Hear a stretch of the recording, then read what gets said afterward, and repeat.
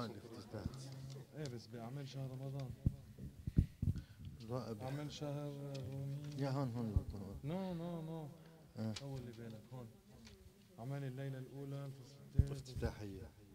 دعاء الافتتاح 252. ما قلت لك السلام عليكم. وعليكم السلام. انت بقلبك.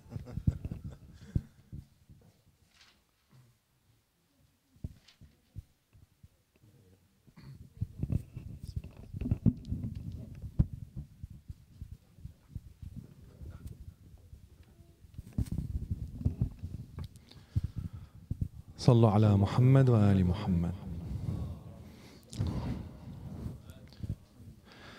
اللهم صل على محمد وآل محمد.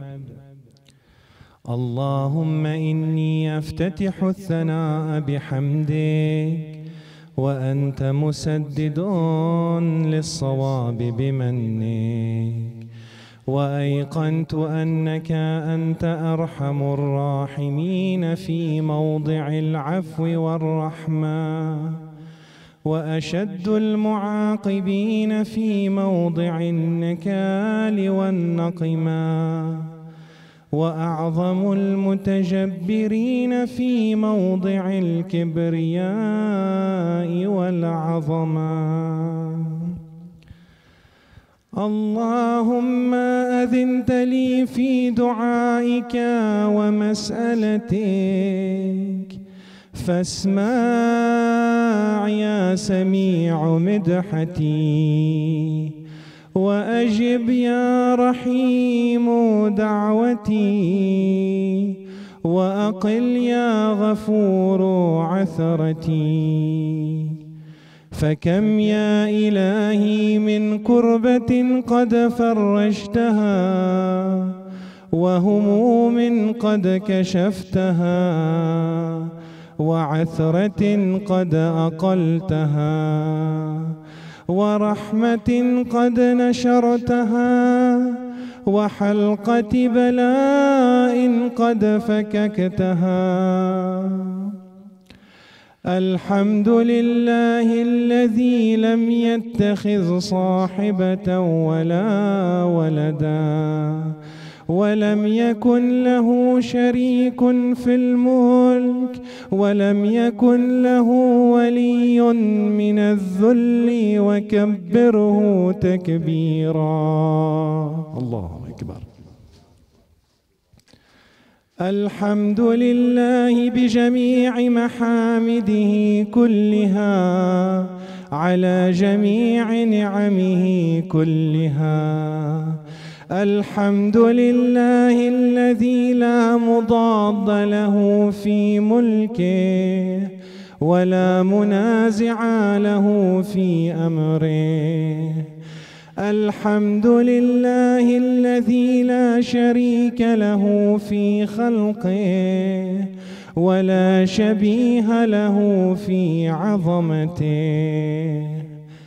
الحمد لله الفاشي في الخلق أمره وحمده، الظاهر بالكرم مجده، الباسط بالجود يده، الذي لا تنقص خزائنه، ولا تزيده كثرة العطاء إلا جودا وكرما. إنه هو العزيز الوهاب. اللهم إني أسألك قليلا من كثير، مع حاجة بي إليه عظيما، وغناك عنه قديم، وهو عندي كثير، وهو عليك سهل يسير.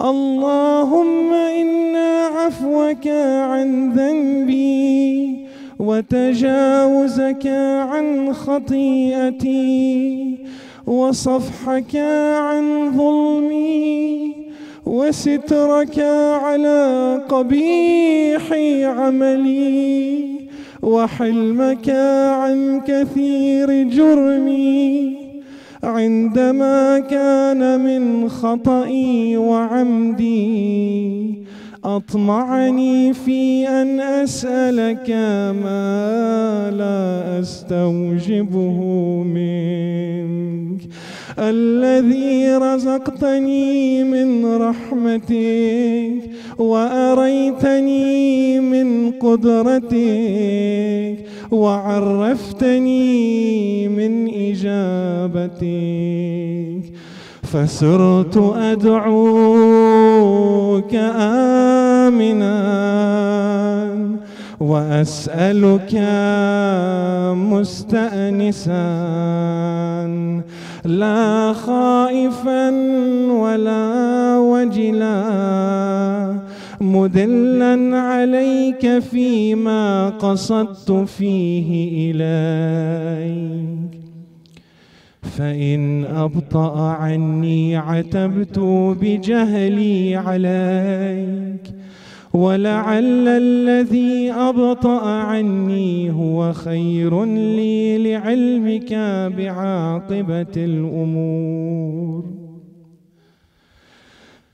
فلم أرى مولا كريما أصبر على عبد لئيم منك علي يا رب، فلم أرى مولا كريما أصبر على عبد لئيم منك علي يا رب. إنك تدعوني فأولي عنك، وتتحبب إلي فأتبغض إليك، وتتودد إلي فلا أقبل منك.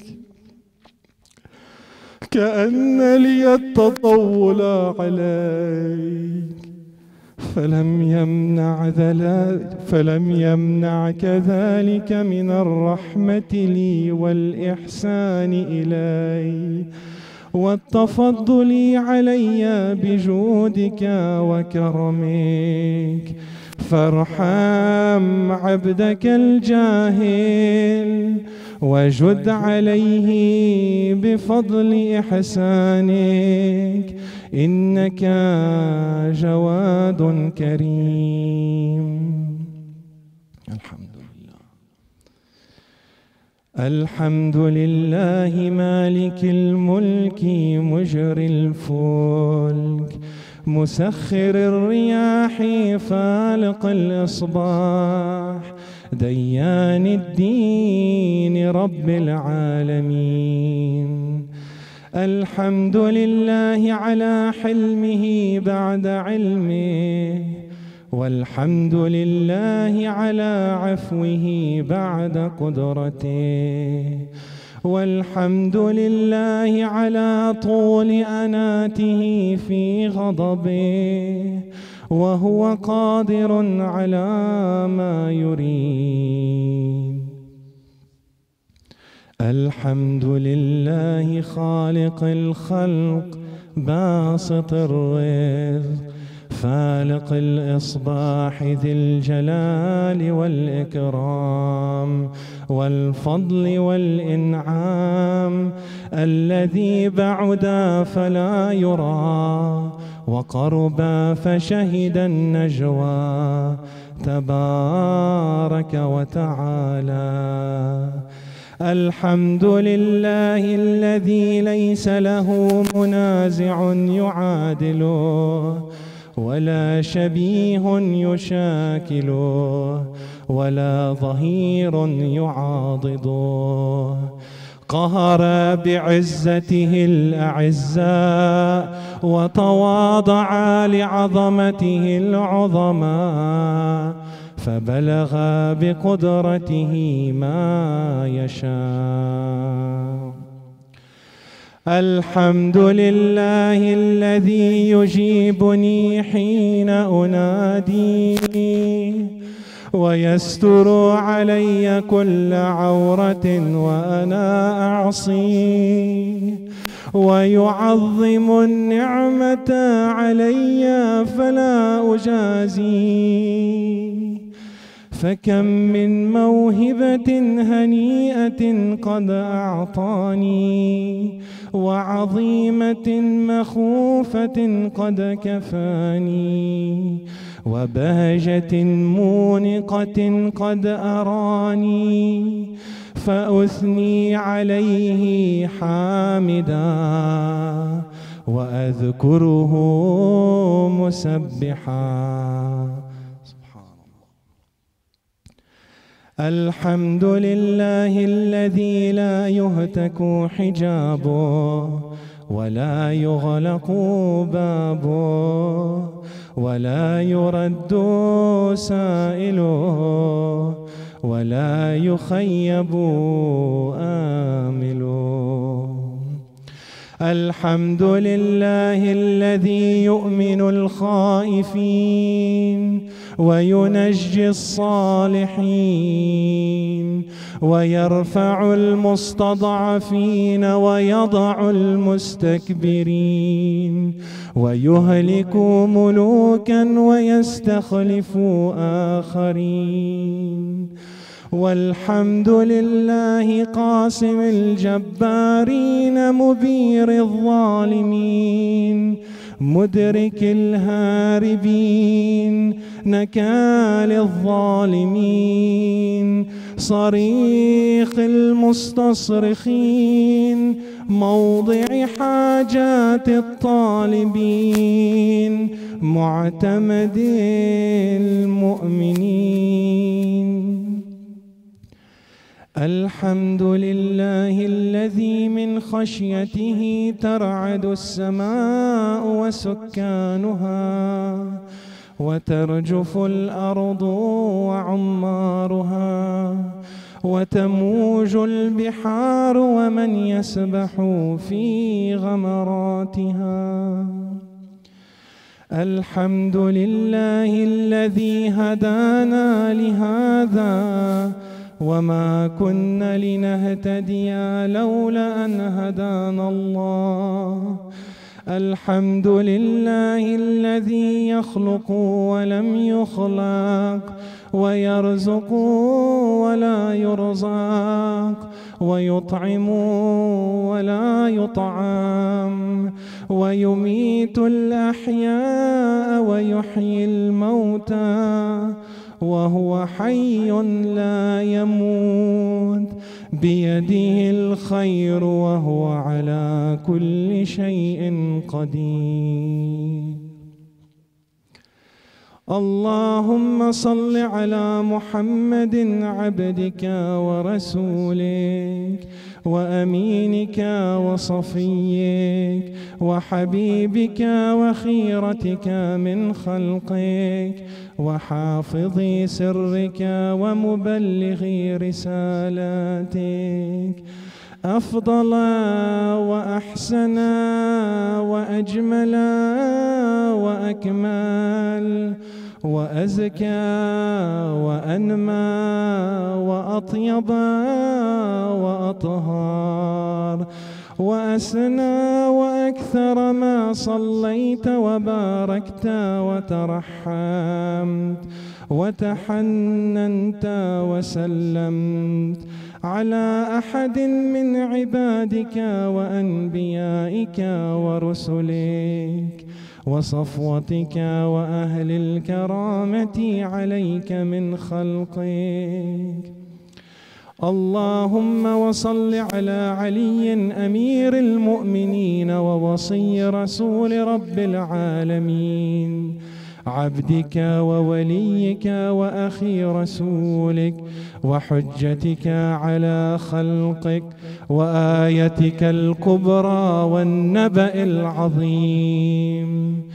وصل على الصديقة الطاهرة فاطمة سيدة نساء العالمين، وصل على سبطي الرحمة وإمامي الهدى الحسن والحسين سيدي شباب أهل الجنة، وصل على أئمة المسلمين علي بن الحسين ومحمد بن علي وجعفر بن محمد وموسى بن جعفر وعلي بن موسى ومحمد بن علي وعلي بن محمد والحسن بن علي والخلف الهادي المهدي، حججك على عبادك وأمنائك في بلادك صلاة كثيرة دائمة. اللهم وصل على ولي أمرك القائم المؤمل والعدل المنتظر وحفه بملائكتك المقربين وأيده بروح القدس يا رب العالمين. اللهم اجعله الداعي إلى كتابك والقائم بدينك، استخلفه في الأرض كما استخلفت الذين من قبله، مكن له دينه الذي ارتضيته له، أبدله من بعد خوفه أمنا يعبدك لا يشرك بك شيئا. اللهم أعزه وأعزز به، وانصره وانتصر به، وانصره نصرا عزيزا، وافتح له فتحا يسيرا، واجعل له من لدنك سلطانا نصيرا. اللهم أظهر به دينك وسنة نبيك حتى لا يستخفي بشيء من الحق مخافة أحد من الخلق. اللهم إنا نرغب إليك في دولة كريمة تعز بها الإسلام وأهله، وتذل بها النفاق وأهله، وتجعلنا فيها من الدعاة إلى طاعتك والقادة إلى سبيلك، وترزقنا بها كرامة الدنيا والآخرة. اللهم ما عرفتنا من الحق فحملناه، وما قصرنا عنه فبلغنا. اللهم المم به شعثنا، واشعب به صدعنا، وارتق به فتقنا، وكثر به قلتنا، وأعزز به ذلتنا، وأغني به عائلنا، واقضي به عن مغرمنا، واجبر به فقرنا، وسد به خلتنا، ويسر به عسرنا، وبيض به وجوهنا، وفك به أسرنا، وأنجح به طلبتنا، وأنجز به مواعيدنا، واستجب به دعوتنا، وأعطنا به سؤلنا، وبلغنا به من الدنيا والآخرة آمالنا، وأعطنا من فوق رغبتنا، وأعطنا من فوق رغبتنا يا خير المسؤولين وأوسع المعطين. اشفي به صدورنا، وأذهب به غيظ قلوبنا، واهدنا به لما اختلف فيه من الحق بإذنك، إنك تهدي من تشاء إلى صراط مستقيم. وانصرنا به على عدوك وعدونا إله الحق. آمين. اللهم إنا نشكو إليك فقد نبينا صلواتك عليه وآله، وغيبة ولينا، وكثرة عدونا، وقلة عددنا، وشدة الفتن بنا، وتظاهر الزمان علينا.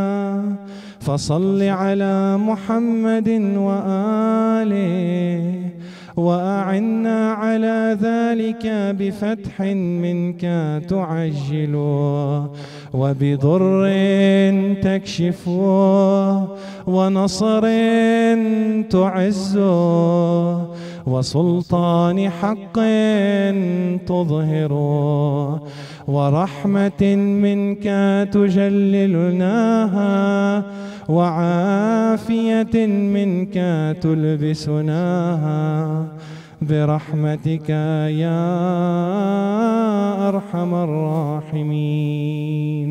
وصلى الله على سيدنا محمد وعلى آله الطيبين الطاهرين.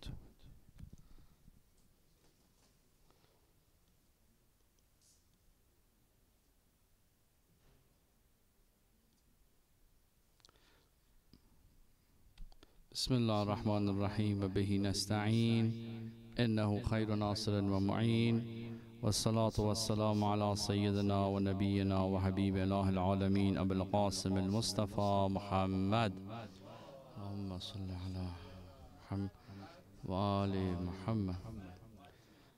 وعلى أهل بيته الطاهرين المعصومين لا سيما بقية الله في الأراضين روحي وأرواح العالمين لتراب مقدمه الفدا. رب اشرح لي صدري ويسر لي أمري واحلل عقدة من لساني يفقه قولي واغفر ذنوبنا كلها بحرمة محمد وآل محمد. اللهم صل على محمد وآل محمد وعجل فرج. Salam alaikum jamian wa rahmatullah wa barakatuh. Le plus proche qu'on vient de la fin du mois de sacré du mois de Ramadan, on sent qu'on vient plus en une relation d'amour et amitié avec le mois de Ramadan. Et le plus que la fin s'approche, on voit déjà la différence que spirituellement, la différence que ce mois y avait pour nous. Les relations, quand on vient maintenant dans nos communautés, on vient dans les majalis, on voit que les relations c'est plus calme, c'est plus, il y a plus d'amitié, l'amour entre les gens. On voit que il y a certaines différences aussi dans les prières, le Coran, quand on lit le Coran. Et on voit que, oui, c'est vraiment, quand la fin de Ramadan arrive, définitivement, on croit que oui, c'est un mois que c'est différent, vraiment, avec des autres mois. Et je sens que je suis changé un peu. Et dès les dernières... Est-ce que tu l'as eu? Pas encore. Dès la dernière journée et commencé et la fin de Ramadan, il y a des choses que ça change. Il y a des choses, moi, je le sens vraiment que ça change. Et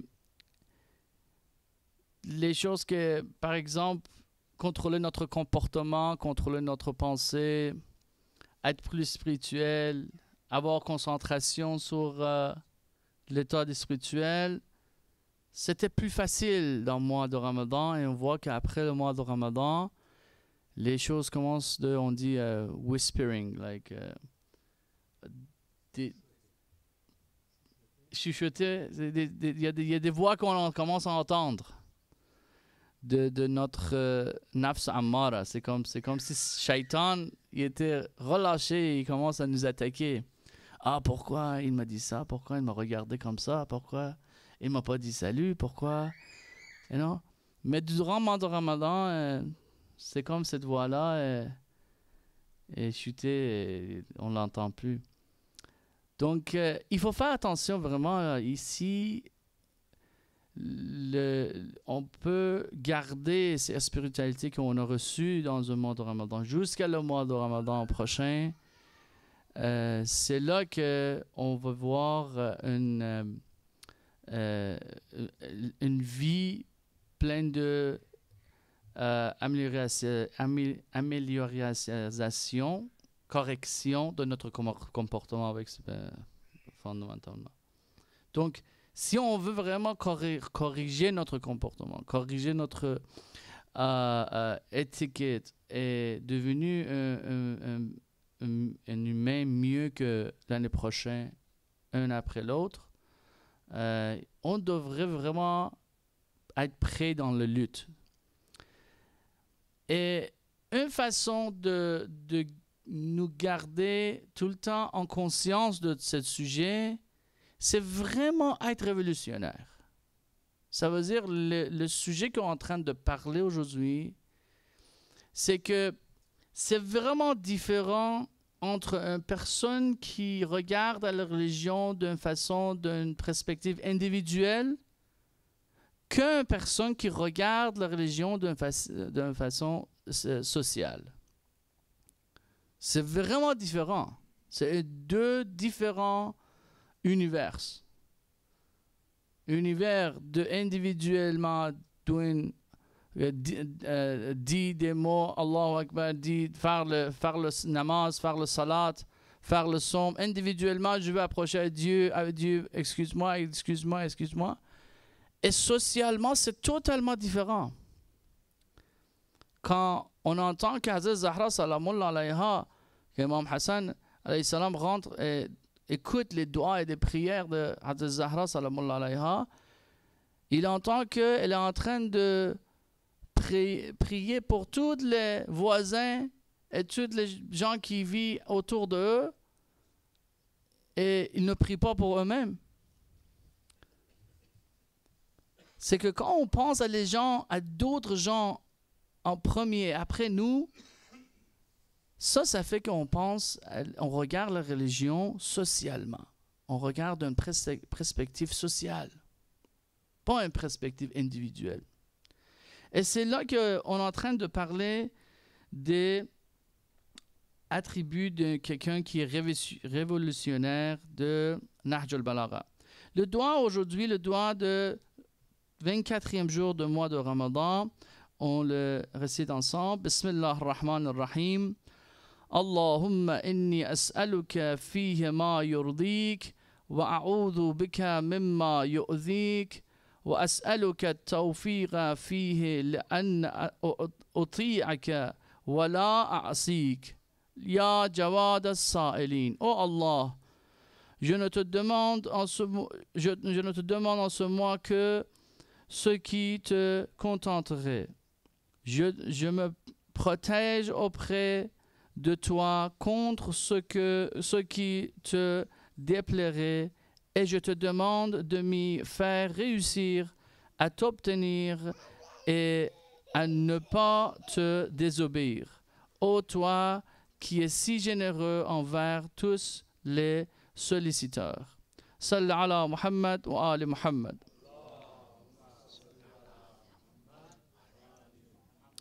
Une des vraiment importants, si on a juste le temps aujourd'hui de bien comprendre cet comportement et cette attitude caractéristique de quelqu'un révolutionnaire, et pas la deuxième, moi je pense que cette caractéristique, c'est vraiment important parce que plusieurs d'entre nous, on ne comprend pas ces caractéristiques. C'est être riche, c'est être rani. Mais à propos de ce sujet, il faut clarifier des choses. Donc Amir al-Mu'minin dit quoi? Alayhi salam, dit wal faqru yukhrisul fatina an hujjati. La pauvreté empêche un homme intelligent de plaider sa cause. Ça veut dire la vérité. Aller à propos de la vérité et plaider sa cause. Donc, on a dit que être révolutionnaire, quand on parle de révolutionnaire, c'est quelqu'un qui a un comportement, une attitude de faire des changements dans l'entourage, dans la société qui vit. Donc, les paroles d'Imam Ali, juste au commencement, il faut savoir qu'on est en train de lire et on est en train de discuter à propos de paroles de quelqu'un qui est choisi par Allah pour guardianship, pour garder et protéger la religion. Et pas juste la religion, pour garder et protéger les religieux et les pieux. Parce qu'il faut les guider, les protéger leur foi, protéger qu'eux autres ne garent pas dans le chemin droit. On est en train de parler de quelqu'un qui est, lui et ses descendants, ils ont la responsabilité de garder l'humanité dans le chemin droit. Donc, les paroles de ce genre de personnes, bien sûr, c'est révolutionnaire. C'est bien sûr que quand on les entend, il y a des troublements dans notre cœur, dans notre pensée, que ça peut changer notre vision de la réalité. Mais ça dépend. Donc, ne regardez pas comme Saïd est en train de parler ça et c'est vraiment intéressant le sujet qu'il est en train de parler. Non, ce n'est pas mes paroles. Je suis en train de vous dire de paroles de quelqu'un que si vos cœurs, bien sûr, vos cœurs dans le mois de Ramadan, il est purifié, masha'Allah, les nuits de Qadr, you know. Si vos cœurs, il est prêt et il n'est pas attaché ou intéressé à les choses mondaines, bien sûr, vous allez être intéressé à ce sujet que j'ai en train de vous parler. Parce que j'ai en train de parler les paroles de quelqu'un, que ces paroles sont révolutionnaires, ça révolue et ça fait mon galeb, ça fait des changes dans le cœur. Donc, regardez dans le Surah Tawbah, versets 124 et 125, on lit A'udhu billahi minash shaitanir rajim. Wa idha ma أنزلت سورة فمنهم من يقول أيكم زادته هذه إيمانا فأما الذين آمنوا فزادتهم إيمانا وهم يستبشرون وأما الذين في قلوبهم مرض فزادتهم رجسا إلى رجسهم وماتوا وهم كافرون. So, toutes les signes de Allah, on les appelle ayah. All right?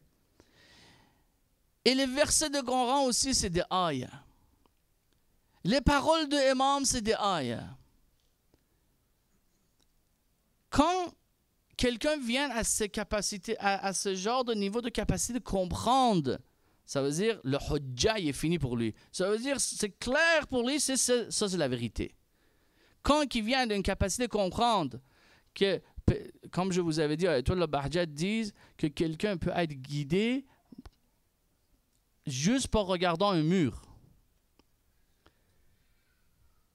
Parce que toute l'existence, c'est des ayahs, c'est des signes de Allah subhanahu wa ta'ala. C'est juste, nous autres, on n'a pas la capacité de regarder tous les attributs et les signes de Allah parce qu'on est tellement habitué de vivre dans ce genre d'ambiance. Donc, on ne regarde pas les signes de Dieu dans toutes les existence et création qui entoure, on est entouré de eux. Mais si à un moment donné, il y a quelque chose qui arrive en regardant un arbre, en regardant le soleil, en regardant n'importe quoi, et ou en entendant un verset Coran, ou en entendant les paroles de l'imam, il y a quelque chose qui arrive à nous et on dit, ouais, ça c'est la vérité. Ça veut dire quoi? Ça veut dire hujjat, il est fini pour toi. On dit en français, hujjat, il est fini pour toi. Ça veut dire quoi? Ça veut dire maintenant, Allah subhanahu wa ta'ala, il t'a montré la vérité. C'est ta responsabilité maintenant de dire oui ou non. C'est ta décision.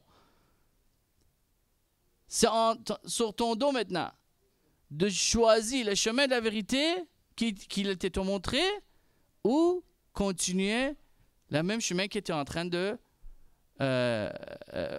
marcher dessus. Donc, les paroles des imams sont comme ça. Si votre cœur est prêt dans le mantra Ramadan et vous voyez, moi je suis sûr que chacun de vous, vous comprenez quelque chose de différent à propos de ce que j'ai en train de dire. Parce que c'est ça la parole des imams. La parole des imams, il y a une guidance particulière pour chaque situation de chaque personne. Donc, si il y a une clarité, il y a une lumière qui se montre dans votre pensée, dans votre cœur, à propos de faire quelque chose, et si vous savez que vous devrez faire, ou un changement que vous devrez faire, prenez la décision. Donc, c'est les paroles de l'imam, c'est ça que je veux dire. Ce n'est pas la parole de Sayyid Behbahani qui est assis ici, c'est ça que je veux dire. Mon but d'expliquer tout ça, c'est que ne deviens pas excité que wow, Sayyid dit quelque chose d'intéressant. Non, ce n'est pas Sayyid qui dit quelque chose d'intéressant vraiment. Essayez de regarder l'interprétation de Nahj al-Balagha. Il les a mis dans d'une façon qui peut y dire avec son français fracturé. Hein, fracturé, c'est bien. So, salli ala Muhammad wa ali Muhammad. Allahumma salli ala Muhammad wa ali Muhammad.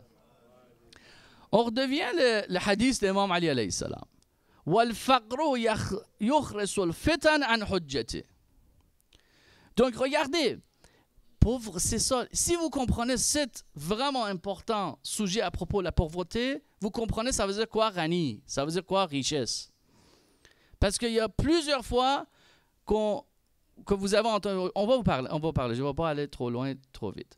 Donc la pauvreté, ça se réfère à une situation spirituelle, pas matérielle. Quand on est en train de parler de pauvreté dans les hadiths ou dans le verset Coran, on parle de pauvreté spirituelle. Ça dépend du le contexte. Quand pauvreté vient avec des choses spirituelles, ça veut dire ça, c'est pauvreté spirituelle. Un sentiment de pauvreté envers matériel, envers les choses mondaines. Donc, ça veut dire quoi ça? Ça veut dire quelqu'un qui se sent pauvre et dépendant des richesses de ce monde ne pourrait jamais être quelqu'un qui est capable de faire des changements dans la société. C'est ça qu'on veut arriver là. Ou être quelqu'un qui est en train de faire son mieux pour protéger la vérité. Cet concept, je vais vous ouvrir, je vais les ouvrir et l'expliquer plus. Donc, on a un verset dans le Coran qui dit « Ya ayyuhan nas, antumul fuqara ila Allah, wallahu wal ghaniyyul hamid » Allah subhanahu wa ta'ala dit « Oh les hommes, oh les humains, vous êtes les indigentes ayant besoin d'Allah. Vous êtes des pauvres devant Allah. Vous avez besoin d'Allah. Vous ne pouvez pas vous fouiller là d'Allah. C'est vrai. C'est Allah, lui, qui dispense de tout et il est le digne de louange. Donc, ça veut dire quoi? Ça veut dire qu'on a tout le temps besoin d'Allah. Et on a une narration de notre prophète qui dit Al-Faqru Fakhri. La pauvreté est ma fierté. Ça veut dire quoi la pauvreté est ma fierté? Ça veut dire que je suis devant Allah comme quelqu'un pauvre et needy et que mes mains, c'est tout le temps ouvert devant Allah, de demander des choses à Allah. Ça, je suis fier de ça. Il ne parle pas de pauvreté matérielle. OK? Regardez cet hadith-là, qu'il est mal interprété. Plusieurs fois, surtout en Iran, les gens y vont et ils parlent ça à cause de la situation économique qui va en Iran, et ils le mal interprètent. Qad al-faqru an yakuna kufra. La pauvreté étant le point d'être considéré comme de l'incréditude. Voilà, l'incroyance. Je ne sais pas si c'est bien traduire. Ça veut dire que faqr, c'est la voisine de kufr. Ça veut dire, si tu deviens pauvre, il peut te rendre quelqu'un qui est incroyante. So, quelqu'un qui dit en farsi, je vais dire le mot farsi pour le... Il dit que az yek dar ke faqrayat dar digar iman kharij mishe. Ça veut dire, s'il y a une porte que faqr et pauvreté est entrée, l'autre porte, le iman, sort. C'est ça qu'il dit en farsi. C'est vrai, mais ça, c'est pas à propos de la pauvreté matérielle. Cette pauvreté qu'on est en train de parler, c'est la pauvreté envers le monde, avec les choses mondaines. Quand que tu te sens pauvre et que tu sens que tu as besoin de la richesse de ce monde, la beauté de ce monde, tu commences à planifier tout ton plan et tu sacrifies toute ta capacité et toutes les choses que Allah t'a accordées à propos d'arriver à des buts mondains parce que tu penses que c'est ça que tu as besoin, c'est bien sûr. Tu es en train de devenir mushrik. Dans ton cœur, ce n'est pas Allah tout seul, wahda. Ce n'est pas Allah alone, ce n'est pas Allah seulement. C'est d'autres choses que tu es en train de mettre dans le même niveau que Allah. Donc, regardez, Kalla. Ça, c'est le verset numéro 6 et 7 de Surah Al-Alaq. Kalla inna l'insana la yatra an ra'ahu istaghna. Prenez garde vraiment, l'homme devient rebelle dès qu'il estime qu'il peut se suffire à lui-même. Ça veut dire, dès que l'humain il pense qu'il est rani de Allah, il n'a pas besoin d'Allah, il se transforme en quelqu'un qui t'oriente. Il commence à déchirer les limites, dépasser les limites de taqwa, d'être pieux. Donc, qu'est-ce qu'on parle ici? Est-ce qu'on parle de richesse matérielle? On ne parle pas de richesse matérielle. On ne parle pas de rena'a matériel. Oh, quelqu'un devient riche, il va devenir kafir. Non. Quelqu'un peut avoir beaucoup d'argent, mais être vraiment pieux. Donc, on est en train de parler de rena'at. On parle de l'émotion et la façon de penser à être suffi de Allah. De pas besoin d'Allah. Être rani devant Allah. Non, il faut être faqir devant Allah. Il faut être pauvre devant Allah. Regardez pourquoi. Ya ayyuhan nabi. Ça, c'est le premier verset de Surah Al-Ahzab. Ya ayyuhan nabi. Bismillah ar-Rahman ar-Rahim. Ya ayyuhan nabi. Ittaqallah wa la tuti'al kafirin wal munafiqin. Inna Allah kana aliman hakima. واتبع ما يوحى إليك من ربك إن الله كان بما تعملون خبيرا واتبع ما يوحى إليك من ربك إن الله كان بما تعملون خبيرا ما جعل الله لرجل من قلبين في جوفه. C'est ça que je voulais, la dernière phrase que je voulais vous faire l'attention de. C'est pour ça que je n'ai pas lu la traduction. Allah n'a pas placé à l'homme deux cœurs dans sa poitrine. Ça veut dire quoi? Ça veut dire que tu ne peux pas être en même temps être faqir devant Allah et être faqir devant le monde matériel. Il y a une place dans le cœur. Tu devrais être juste concentré en Allah et être rani. Tu n'as pas besoin de le monde. Tu n'as pas besoin de le monde matériel. Et c'est pas à propos. Je vais vous expliquer. Ça, il y a un extrême. On ne parle pas d'extrême. On parle que toutes les choses que tu es en train de faire, vas-y après la richesse, vas-y après après les choses mondaines. Mais pourquoi? Pour la cause de Imam Zaman. Pour cause de Allah subhanahu wa ta'ala. Vous comprenez? On est en train de parler de la façon, de le côté spirituel, de le monde spirituel.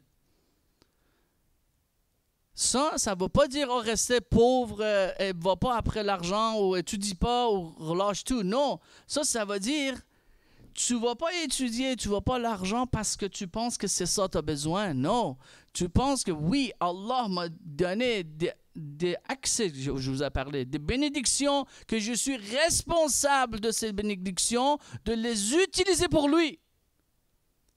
Parce que j'ai besoin de lui. On a parlé de bénédictions là. J'ai besoin de lui pour être satisfait à propos de moi.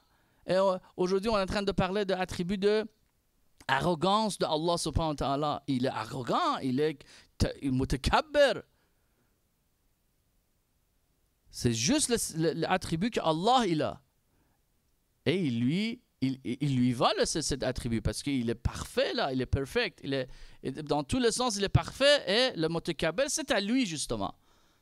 Donc devant un mutakabbir, comment? Devant quelqu'un, un roi qui a ce genre de pouvoir, le pouvoir de toute la création, il peut détruire toute la création d'un clin d'œil, il peut refaire la création d'un clin d'œil. Devant quelqu'un comme ça, devant un créateur comme ça, comment on doit réagir?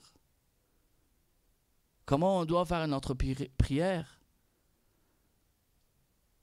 C'est pour ça, quand il dit Imam Zayn al-Abidin, il prenait wuzu, il commençait à perdre la couleur de peau. Il commençait à, quand il arrivait à Malika Yawmuddin, des fois, il perdait le conscient. C'est pour ça qu'eux autres, ils voyaient devant quel genre de créateur ils sont. Regardez le verset, Surat al-Baqarah, verset numéro 268. On revient à le sujet de Faqr et on regarde le shaitan, qu'est-ce qu'il fait avec nous. Sallallahu ala Muhammad wa ali Muhammad. Allahumma salli ala Muhammad wa ali Muhammad. Juste pour avoir l'heure, c'est 46, je pense. 45, ok. الشيطان يعدكم الفقر أعوذ بالله من الشيطان الرجيم الشيطان يعدكم الفقر ويأمركم بالفحشاء والله يعدكم مغفرة منه وفضلا والله واسع عليم. Le shaitan vous fait craindre d'indigence et vous recommande des actions honteuses. Ça veut dire que le shaitan, il tout le temps vous fait peur de pauvreté. Pauvreté de quoi? Pauvreté mondaine. Il vous fait peur. Oh, si tu ne fais pas ça, tu vas devenir pauvre. Et Allah, non, Allah, il dit quoi? Je vous promets la pardon et la faveur. Viens vers moi. Ça veut dire ça. Motivation. Les motivations, ils ont beaucoup dans le Coran. Allah est en train de créer de la motivation pour nous pour qu'on voit vers lui. C'est une des façons aussi d'éduquer les enfants, faire motiver les enfants. Lui, il fait motiver. Dans le Coran, il y a beaucoup de signes comment éduquer les enfants. You know? Et on peut parler de ça d'un autre sujet et séparément. Et regardez ce verset. Après que le shaitan il a perdu sa place et sa position et il est devenu rajim, il dit quoi Allah? Il dit قَالَ فَبِمَا أَغْوَيْتَنِي لَأَقْعُدَنَّ لَهُمْ صِرَاطَكَ الْمُسْتَقِيمَ. Il dit le diable, le shaitan, il dit à Allah subhanahu wa ta'ala, il dit maintenant que ouais, c'est pas le bon non, c'est pas une bonne traduction que j'ai écrit ici pour cette verset, excuse-moi. Donc, shaitan, il dit quoi? À Allah, il dit maintenant que tu m'as rejeté, je vais mettre des pièges devant quoi? Devant dans le chemin de la vérité. Dans ta chemin. Je vais mettre des pièges pour eux qui veulent marcher sur le chemin de la vérité. Et il dit quoi? ثُمَّ لَآتِيَنَّهُمْ مِنْ بَيْنِ أَيْدِيهِمْ وَمِنْ خَلْفِهِمْ وَأَيْمَانِهِمْ وَعَنْ شَمَائِلِهِمْ وَلَا تَجِدُ أَكْثَرَهُمْ شَاكِرِينَ. Donc il va attaquer de tous les côtés. Regardez l'interprétation de ce genre de côté. Je vais vous dire, c'est vraiment une belle interprétation d'Ayatollah Tabatabai et d'autres savants aussi, ils ont dit la même chose. Il dit de la droite, de gauche, d'en haut et d'en bas. C'est interprété que ça. Que de en haut, en bas, ou devant ou arrière, c'est quoi? C'est le futur et le passé. Et gauche et droite, c'est quoi? C'est les choses que ça te plaît à droite, et le gauche, c'est les choses que ça te plaît pas. Il commence. Ouais, c'est ça. Là, en haut, futur, ça. Mais la chose, c'est qu'il n'y a pas en haut, en bas. Il n'y a pas en haut, en bas. En bas, c'est pour doigt. En bas, c'est pour sajder. Ces deux côtés, c'est à Allah, subhanahu wa ta'ala. En bas, c'est pour faire des prières. Shaitan n'est pas là. En bas, il dit c'est pour faire le sajdé. Et aussi, il y a beaucoup d'interprétations que Orafa et Ulama, les savants, ils font à propos de ces versets. Mais c'est ça, il nous attaque, il nous fait peur à propos de notre futur. Il vient avec notre passé. Ah, tu t'as vu, tu as fait ça, tu as dit la vérité et tu vois les conséquences et les souffrances que tu as vécues. Dis pas la vérité maintenant, tu vas... Le futur, ça va être pareil. Tu vas souffrir. Mais tu vois, tu devrais dire, je suis prêt à souffrir. Le souffrir était plaisant pour moi. Parce que souffrir, c'était pour qui? Pour satisfaction de mon Seigneur. Il faut vraiment accepter des fois la souffrance. Il faut s'endurer. Il faut devenir quelqu'un de résistant. Il ne faut pas être après le confort. On a un hadith, je ne l'ai pas amené, mais c'est venu à ma pensée. On a un hadith que le prophète sallallahu alayhi wa sallam,